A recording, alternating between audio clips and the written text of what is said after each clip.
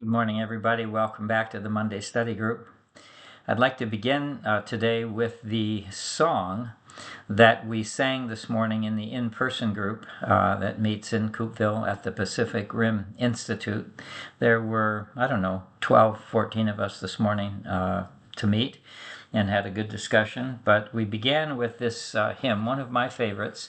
I think because I was called to be a teacher, the Teach Me Thy Way, O Lord song based on Psalm 27 is one of my favorites. So I'm going to read it as the prayer, and it is a prayer. Teach me thy way, O Lord, teach me thy way. Thy guiding grace afford. Teach me thy way. Help me to walk aright, more by faith, less by sight. Lead me with heavenly light. Teach me thy way. When I'm sad at heart, teach me thy way. When earthly joys depart, teach me thy way. In hours of loneliness, in times of dire distress, in failure or success, teach me thy way. When doubts and fears arise, teach me thy way. When storms o'erspread the skies, teach me thy way. Shine through the cloud and rain, through sorrow, toil, and pain. Make thou my pathway plain. Teach me thy way. And then finally, long as my life shall last, teach me thy way. Where'er my lot is cast, teach me thy way. Until the race is run, until the journey's done, until the crown is won, teach me thy way. And that was our hymn this morning. Thanks be to God for God's guidance and help along the way.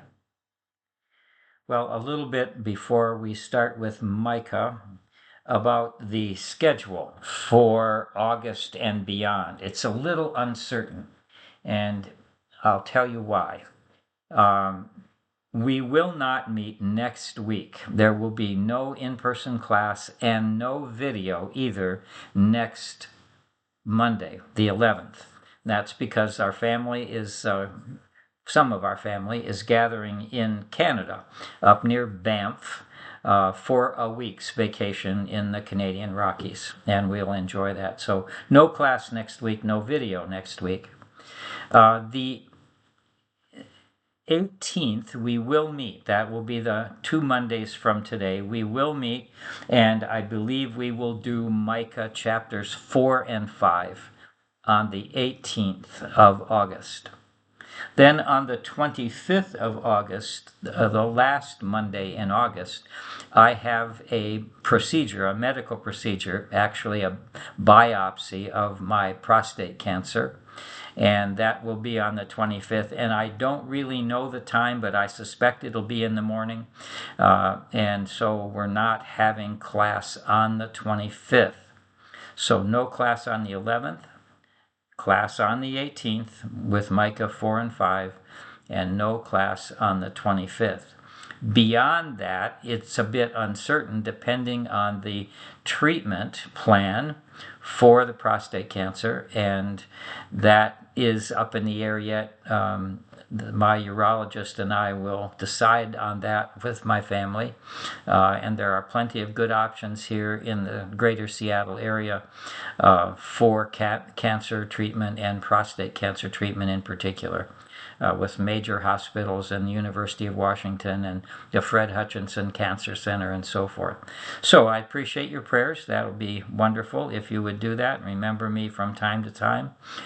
Pray for the healing of the cancer and for my peace and deliverance from fear and discouragement as I go through this process, which many of you listening have also probably gone through. Several people in the in-person group mentioned to me today about their prostate cancer diagnosis and treatment, and all of them were happy outcomes. So I'm hoping for the same. All right, thank you. And now, Micah. Micah was an 8th century prophet. That is the 700s BC, in the second half of the 700s, roughly from 740 And for the next approximately 50 years, down into about 687 or so, given the fact that at the opening verse he says that that the word of the Lord came to him during the reigns of 3 kings of Judah, Jotham, Ahaz, and Hezekiah. And Hezekiah ruled into the 7th century, that is the 600s. So primarily, Micah is thought of as an 8th century prophet prophesying in the last half, roughly, of the 8th century BC, but overlapping a bit into the first part of the 7th century BC. His prophecy is one of both judgment and hope. We get both themes in Micah. And in fact, in the passage for today, we get both themes of judgment and hope. But primarily, he is speaking from Judah, the southern kingdom, to the leaders of Judah. And again, we'll see that today. There is some prophecy against Samaria, the northern kingdom of Israel, and prophesying their fall and destruction in the opening chapter here. But primarily we think of Micah as a Judean prophet from a rural area, from the small village of Moresheth, near Gaza, near the Philistine territory of Gath. And as someone who from that town came to Jerusalem and primarily seems to be speaking in Jerusalem to the people and especially the leaders of Jerusalem. All right, that's the context as much as we know it. His oracles have been arranged and edited probably after his death, but they're not in chronological order necessarily. They contain both judgment and hope, and have probably been put together by Micah's disciples. There is some debate about whether most of chapter 7 and a part of other chapters, a small part of other chapters, come from a much later period after Micah's time. But we don't know that for sure, and so it's probably acceptable, good, to treat the whole book as a part of the prophecy of Micah himself, conceding that some of this book may have been edited after Micah's death and further on in the 7th century, if not later, BC. All right, in verse 2 of chapter 1, Micah addresses all people. It's as if he were calling all the nations to witness what God is going to do against his own people, Israel.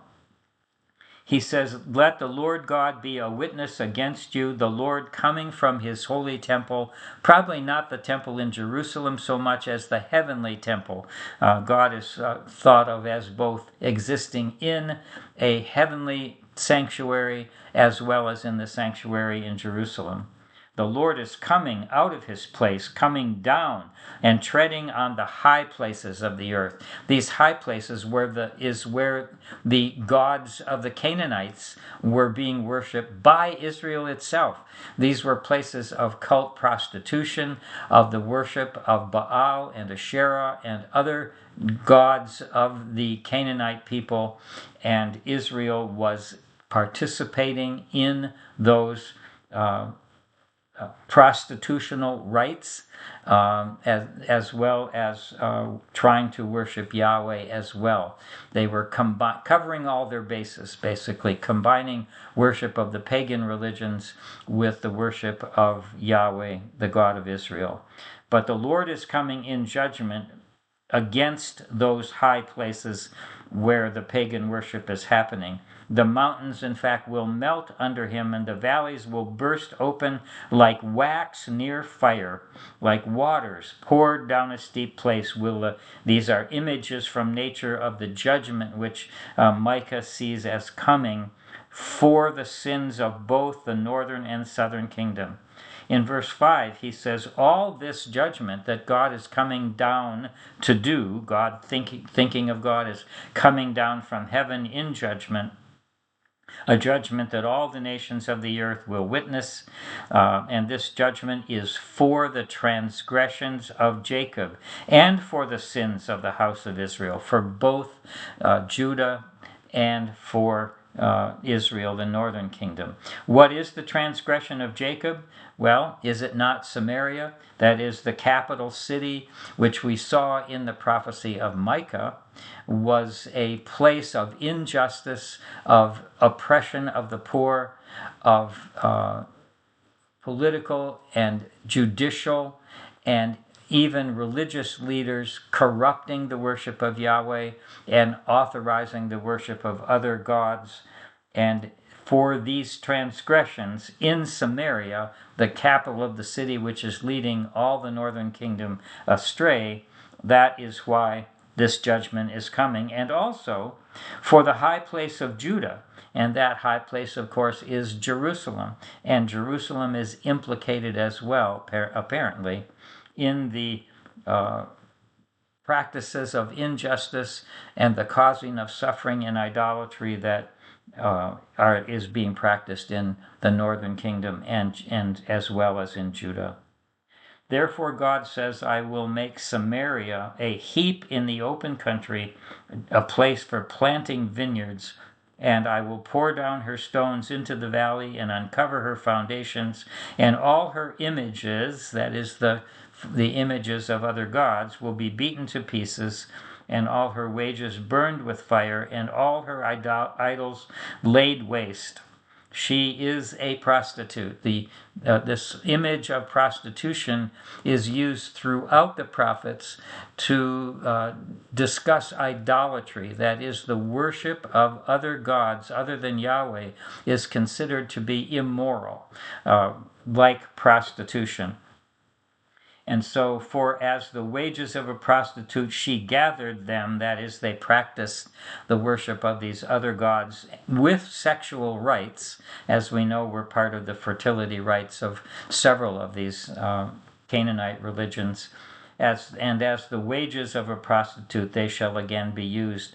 That is, the kingdom will be so destroyed that there will be continuing judgment against the immoral practices of the northern kingdom particularly. And of course that happened during the lifetime of Micah. It happened in 722 BC.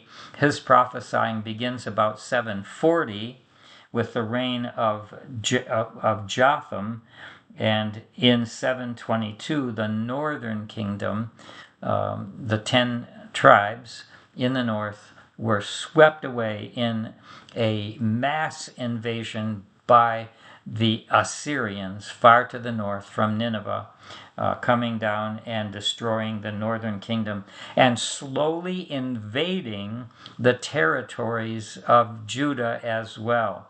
And we're going to see that here at the end of this chapter. So in verse 8 of chapter 1, Micah is speaking, and one of the questions is whether he's speaking as if he were God, or is he speaking for himself? Perhaps for himself. We'll see. For this I will lament and wail. Verse 8. I will go barefoot and naked. So he's probably speaking about himself symbolically, wailing and mourning at the destruction that is about to happen to Judah, as well as did happen to the northern kingdom. I will lament like a jackal and mourn like the ostriches, the wound of my people. For the wound of my people is incurable. It has come to Judah as well as Israel, and has reached even to the very gate of my people, to Jerusalem. So Micah is not a hostile prophet. He is a sympathetic prophet. He's mourning and lamenting that this destruction would come upon people he loves, his own people. And so he is a prophet of tears of sadness as well as a prophet who tells the truth about the judgment that is going to come. But he says in the next section, don't tell it in Gath, weep not at all. We don't want our Philistine enemies mocking us for the judgment that is coming upon us. And then we get this series of small villages. In verse 10, Beth La'afra, which means dust. So he says, roll yourself in dust. And the next list, through almost all the rest of this chapter, is a list of small towns in Judah between Jerusalem and the Philistine territory on what today we know as the Gaza Strip. I want to read you a little section from Peter Craigy's commentary on Micah to help explain what's going on here in the second half of chapter 1. So Craigie says Micah is listing various towns and villages, and in listing them he is using puns and word plays that we wouldn't get unless we were reading it in Hebrew. Sometimes he says it is the sound of a place name that he plays with. Sometimes it's the meaning of the name, like Beth La'afra, meaning dust. Then they're going to roll in the dust because that will be the judgment that comes on them. So in order to press home his point about these puns, he says, let me give you an analogy to illustrate the style of Micah's speech. Had Micah been a Scottish prophet speaking to a Scottish audience about the judgment coming to their villages and towns, he might have said something like this, and I'm quoting, Crieff, the village of Crieff, will know grief. The town of Forfar will forfeit. Crail will be frail. Wick will be burned. Stornoway will be blown away. Edinburgh will be no Eden. For Tain there will only be pain. So you can see in this analogy from the Scottish towns how sometimes the meaning of the town gets the meaning across, and sometimes it's just the sound of the word that's similar to something that's going to happen to these small towns. Pass on your way, Shafir, in nakedness and shame. Inhabitants of Zaanan, do not come forth. Beth Ezel is wailing and shall remove its support from you. For the inhabitants of Maroth wait anxiously for good, yet disaster has come down from the Lord, even to the gate of Jerusalem. Harness the steeds to the chariots, you inhabitants of Lachish. We know where that town was. Most of these towns are just simply located by guess. You may have found that in your commentary or tried to look them up on the internet. And even some internet sites will try to put them somewhere between Gaza and Jerusalem in the southwest corner of Israel. But that's simply a guess. We don't know where many of these towns actually were and have never been found or excavated. His own hometown of Morasheth is mentioned in verse 14. And the house of Achzib, which means something like deceit, it will be a deception to the kings of Israel. I will bring a conqueror upon you, inhabitants of Maresha. The glory of Israel shall come to Adullam. So these towns are mentioned as a part of the judgment that is coming upon the southern kingdom as the Assyrians extend their influence and their rule and their conquest over the easy places to defeat, small villages and towns, as they come down after 722 BC. We know that in 01 BC, Sennacherib, the Assyrian king, extended his territory down into Judah. He failed to conquer Jerusalem, but he took many villages and small towns. And it seems like this prophecy in the rest of chapter 1 may have happened after that occurred. And I think that because of verse 16, where it says, "Make yourselves bald and cut off your hair for your pampered children. Make yourself as bald as the eagle, for they have all gone from you into exile."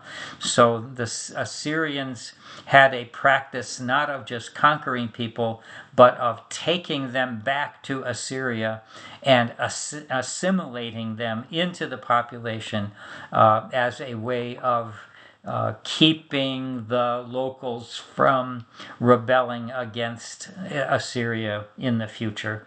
So it sounds like they have already gone into exile at the end of chapter 1. In chapter 2, we get reasons for why this judgment is coming on Israel and Judah. "Alas for those who devise wickedness and evil deeds on their beds or their couches. When the morning dawns, what they have thought about on their beds, they do it, because they have the power to do it. They covet fields and seize them." They just take other people's property. Houses where people are living but cannot afford the payment on them, or just because they are unable to defend them. Houses are taken away. Homes of people, householders, poor people are oppressed. Their houses and their families are taken away from their inheritance. That is, the land that you hoped to pass on to your children is simply taken away from you by legal or illegal means, by people who have the power and money to do it. Therefore, the Lord says about this injustice, "I am devising against this family an evil from which you cannot remove your necks, and you shall not walk haughtily, for it will be an evil time. On that day they shall take up a taunt song against you, and wail with bitter lamentation. And they shall say, 'Oh, we are utterly ruined. The Lord has altered the inheritance of my people, and how he removes it from me. Our captors parceled out our fields.'" In other words, these people who took the houses and fields and properties of the poor and people who could not defend themselves, they themselves now have had the Assyrians take away their property that they got by oppression, that they got by unjust means. And they are complaining that what they did to others is now happening to themselves. "Our captors parceled out our fields." And then verse 5, "Therefore you will have no one to cast the line by lot in the assembly of the Lord." To cast the line by lot meant that you were dividing up property lines. And why won't they be able to divide up property lines and decide whose property is whose? Because there will be no property to divide up. The Assyrians now have controlled it and taken it all. And even the wealthy and powerful will not be able to maintain the property and the houses that they have taken by illegal means. What they have done to others is going to happen to them. Then we hear from the false prophets, just as Amos was encountered by Micaiah, the false prophet of King Jeroboam, and told not to proclaim his message in the temple of the king. So here the false prophets of Judah come, and they tell Micah, "Do not preach." And Micah says, "Thus they preach." "Do not preach. One should not preach these things that you're saying, Micah. Disgrace is not going to overtake it. You've got it absolutely wrong. You shouldn't be saying these things. Should this be said, O house of Jacob? Is the Lord's patience exhausted? No, it's not, the false prophets think. Are these God's doings that are going to happen? No, they're not, the false prophets say. Do not our words do good to the one who walks uprightly? That may be something that Micah is saying, but it's impossible to tell in Hebrew or in the translation where one person's speech starts and stops and another person begins. So we're not quite sure if all of verse 7 is said by the false prophets against Micah or by Micah in answer to the false prophets. It might be Micah who is saying, do not my words do good. So that is, if you're walking uprightly, you don't have anything to worry about from what I'm saying. But you rise up against my people as an enemy. That may be something that the false prophets are accusing Micah of. You strip the robe from the peaceful. Or is this Micah saying it against what the false prophets and their benefactors, the leaders of Judah, are saying? That you rise up against my people and strip the road from the peaceful, from those who pass by trustingly with no thought of war. That is, you are oppressing peaceful people, you leaders of Israel and you false prophets. The women of my people you drive out from their houses. You take away widows' possessions, and their children will not have any inheritance, because you are supporting those who are oppressing the poor and the people who have great need and cannot defend themselves.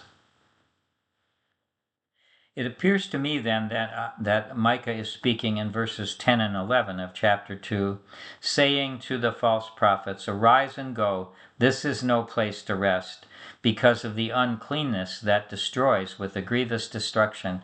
In other words, you better not stay here, because bad things are going to happen because of the evil and uncleanness and idolatry and suffering and oppression and injustice that is happening in Judah. Finally, in verse 11, Micah makes fun of these false prophets. And he says about them, if someone were to go about uttering empty falsehoods like you do, saying, I will preach to you of wine and strong drink, well, such a person would be the preacher for this people. So it may be a reference here to the false prophets' trances in drunken-like states, claiming to speak for Yahweh and prophesying peace and prosperity for the northern kingdom.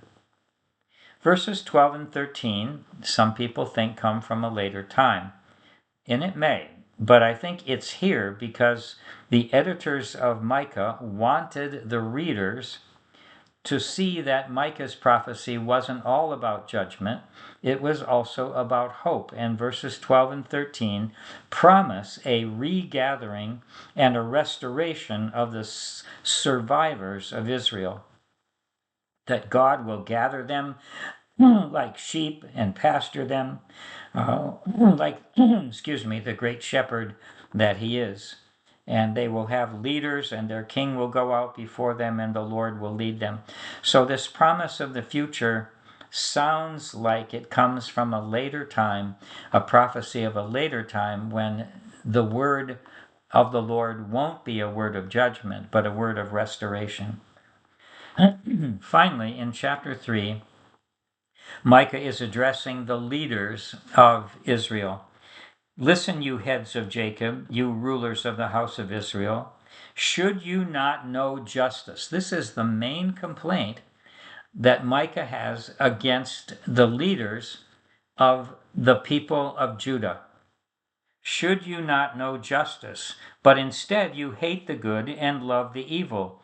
You flay my people, and now we get this metaphor of destroying and chopping up and flaying and killing and cannibalizing one's own people by the unjust actions of the leadership of the nation in verse 2 and 3. And they will cry out to the Lord, that is, they will think when the trouble comes that God will deliver them, but because of their injustice to others, the Lord will not answer them. He'll hide his face from them because they have acted wickedly. They have only brought this judgment on themselves. And then another word from Micah about the prophets who lead my people astray, who cry peace when they're paid, when they have something to eat. But if they're not paid, then they declare war against people who put nothing in their mouths. They prophesy for a paycheck rather than saying what God wants them to do. Therefore, these false prophets, it will be night for you. You won't get any visions. It will be darkness. You won't have any revelation.